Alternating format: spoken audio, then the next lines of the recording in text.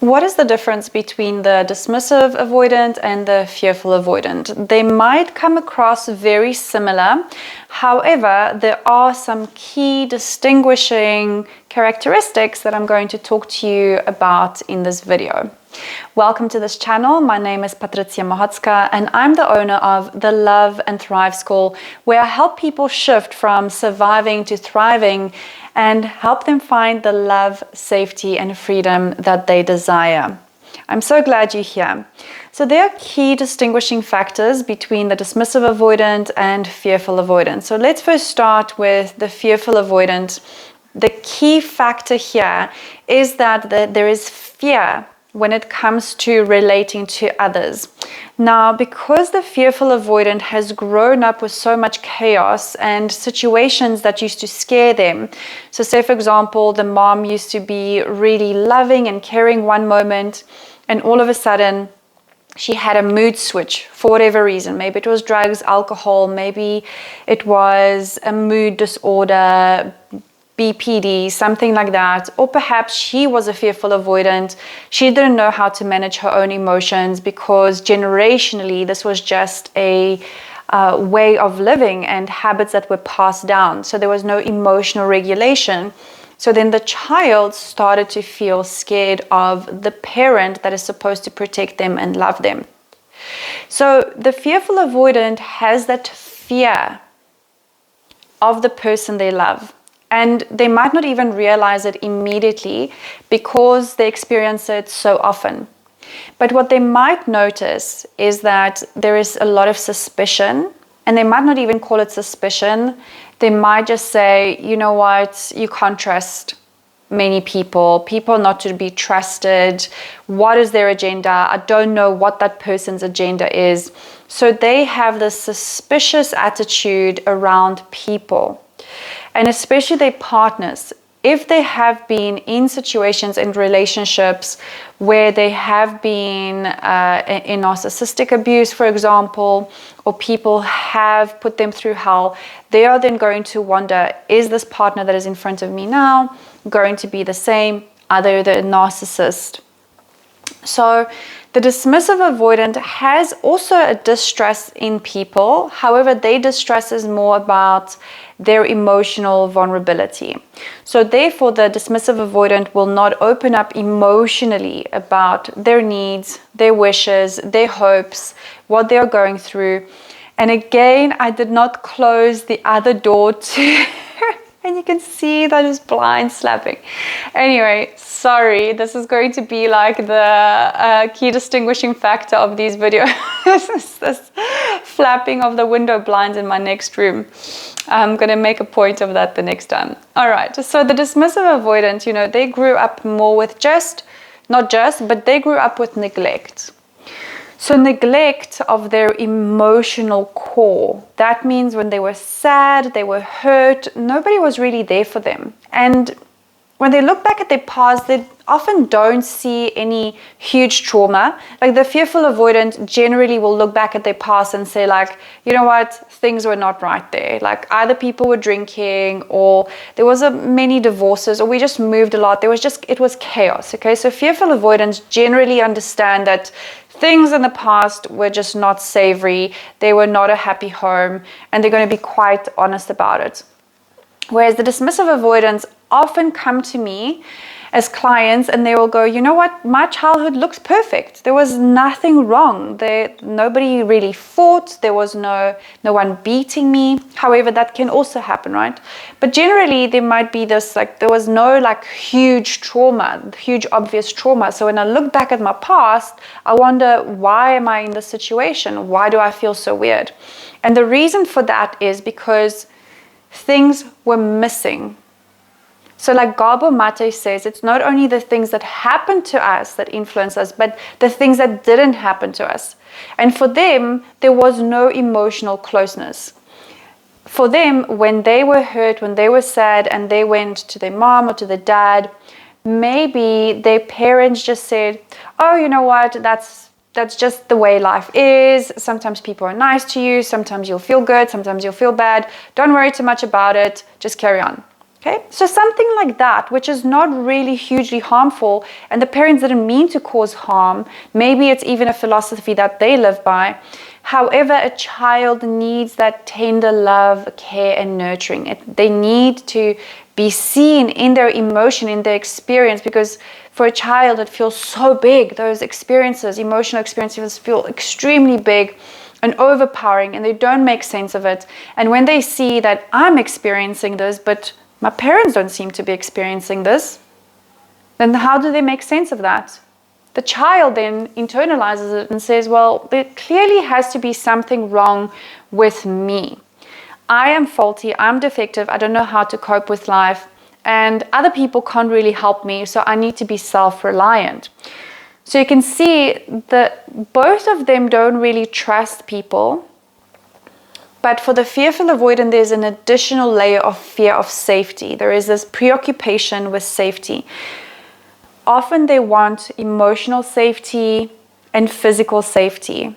Whereas the dismissive avoidants often say that they feel physically safe, they feel emotionally safe because they don't open up to anybody, so they just sort everything out by themselves. Okay, so those are the distinguishing factors. It's that fear component with the with the fearful avoidant and the dismissive avoidant. Both of them have the avoidant part. What's in the name describes the attachment style. Okay, the fearful avoidant and the dismissive avoidant. So both of them have the avoidant part. Both of them do avoid things. Both of them do avoid their own emotions. Fearful avoidants often do that less, especially if they have been on a healing journey. A lot of the time, fearful avoidants tend to watch these type of videos, personal development videos. They are usually on a mission to heal. Whereas the dismissive avoidants tend to be more focused on personal growth, but more in a way that removes them even further from their emotional component. It's like a little bit tricky there because they often spiritually bypass by participating and studying and what is the word that I'm trying to say? By like following the path of something like Stoicism. Okay, so Stoicism will tell you that life is hard, you have to toughen up, you have to use your logic, you have to live by these amazing principles, and it's fantastic, but it doesn't leave any room for emotion, for being human, for making mistakes, for being in relationship. Okay, so fearful avoidance, yes, they also have that avoidant part, but they are more inclined and more open to looking at their emotions, whereas the avoidance, dismissive avoidance, are not. So the fearful avoidance will avoid things. It doesn't even have to be relationships, right? Because avoidance is a general avoidance of things that make us feel uncomfortable. Let's understand that, because that's like the mind-blowing thing that if you struggle with this is going to help you understand so much. The avoidance comes not from the external objects in our environment. The avoidance comes from this object has triggered something in me. Okay, my partner has triggered something inside of me. So what I'm avoiding are my own feelings, are my own sensations, memories from the past, associations. So they are reacting to themselves. And you know that they are reacting to themselves because if they were reacting to their partner, 100% of people in the world would have to have the same reaction to their partner.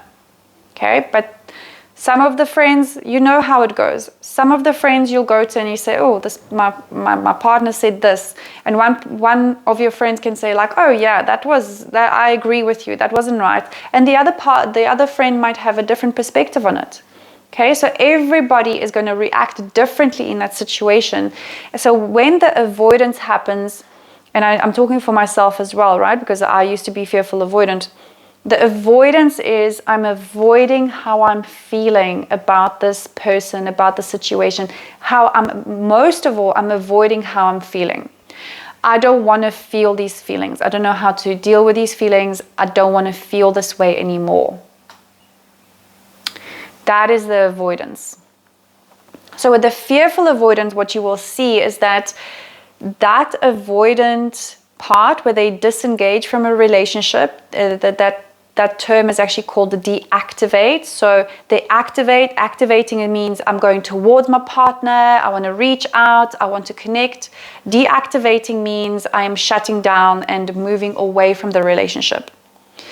So you will see that the fearful avoidant has this more and more frequent activating, deactivating, activating, deactivating. So perhaps throughout the day they might have this on-off switch, whereas the dismissive avoidant will mostly be off. Okay, so where the fearful avoidant will be like, oh, let's meet, let's hang out together, and they might do that for a while.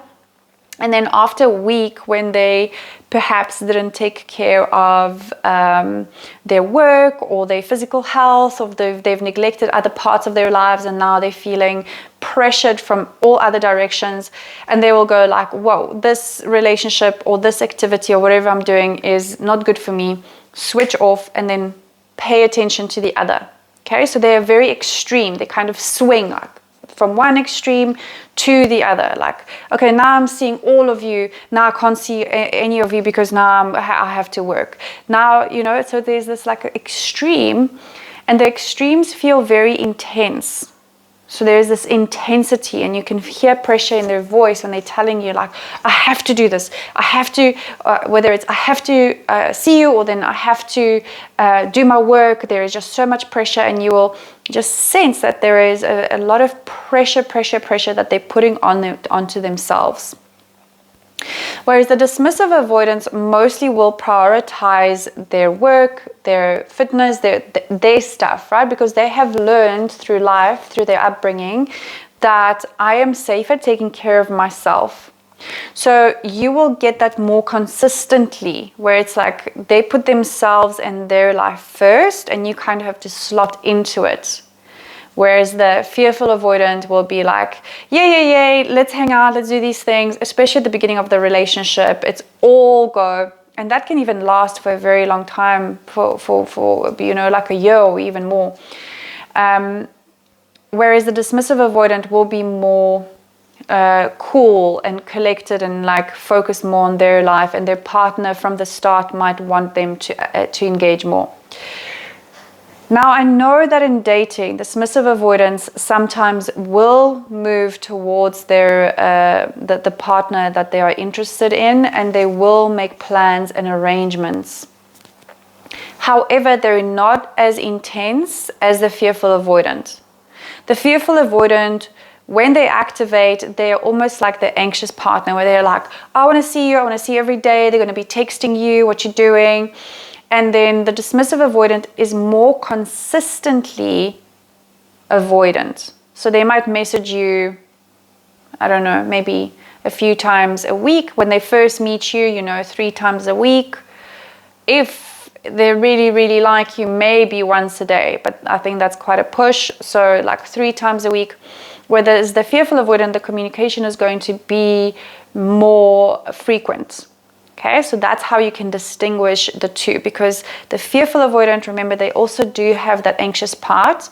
They also have a lot more connection, affinity towards connection, because in their past they've had connection that felt good, right? So like going back to that idea with their mom could have been like really warm the one moment, and love felt good. So they have positive associations to love, which makes them seek out connection. And at the same time, say for example, that mom again, all of a sudden got angry. And then the child got scared, they activated their fear, and then they started deactivating, okay? Pulling away from the relationship. So that's that switch. So the reason why I'm going on about this quite a lot is because a lot of people confuse the dismissive avoidant and the fearful avoidant, because they can sometimes act in very similar ways, especially at the beginning of the relationship. The dismissive avoidant might activate towards relationships more and more. However, you will still notice that they activate less than the fearful avoidant. The fearful avoidant will message you most probably a lot more frequently, contact you more frequently than a dismissive avoidant. Okay, I don't want to complicate this for you, but I just also want you to understand that there can also be like subcategories, subtypes, sub attachment styles. So we don't really put people in a box. You know, we do these videos as coaches and as psychologists, and we do them for each attachment style. But actually, when we are coaching or you're in therapy to heal your attachment style, we just look at what is the behavior that you are struggling with. What are the thoughts patterns, the emotional patterns, your belief systems that are keeping this in place?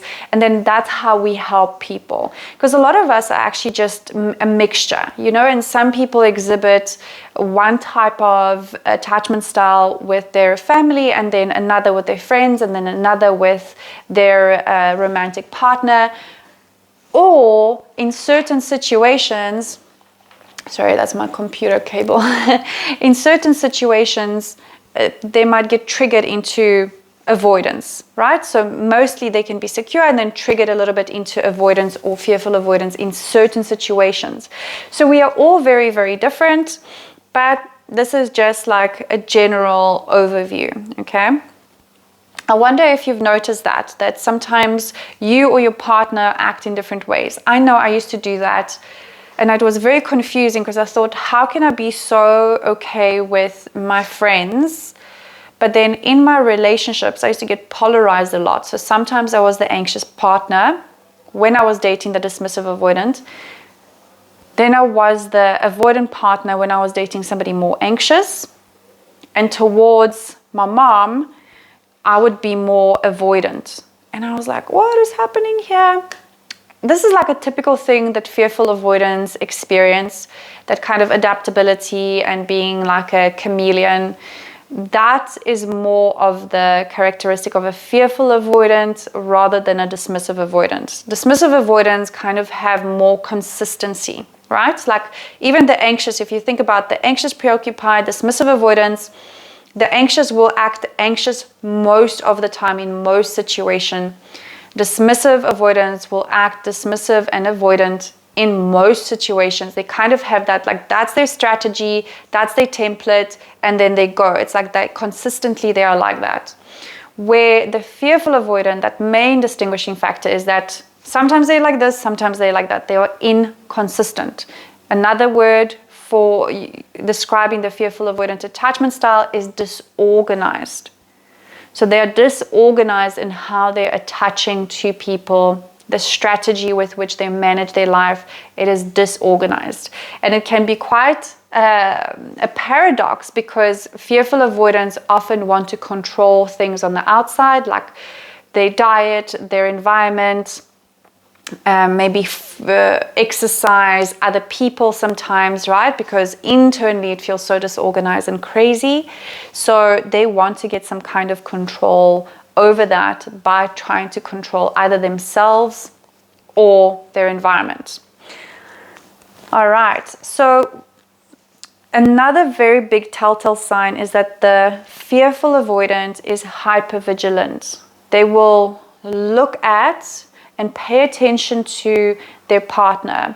So they will know their micro-expression. That hypervigilance also comes with high levels of empathy, high levels of emotional intelligence when it comes to others.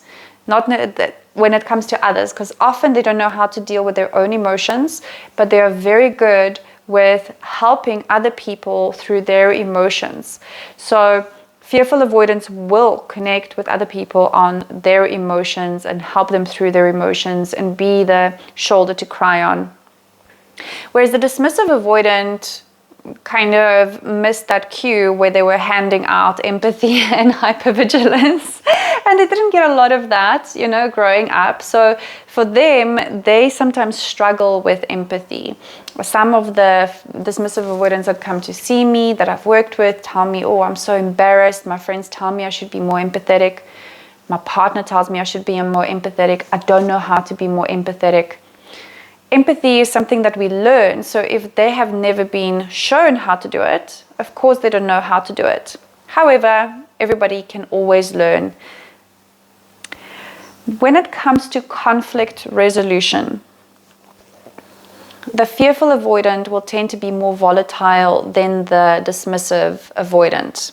The dismissive avoidant will more likely and consistently shut down, pull away, withdraw, stone wall, whereas the fearful avoidant might get very angry, burst out into anger because they go into fight mode. The dismissive avoidants go into freeze mode,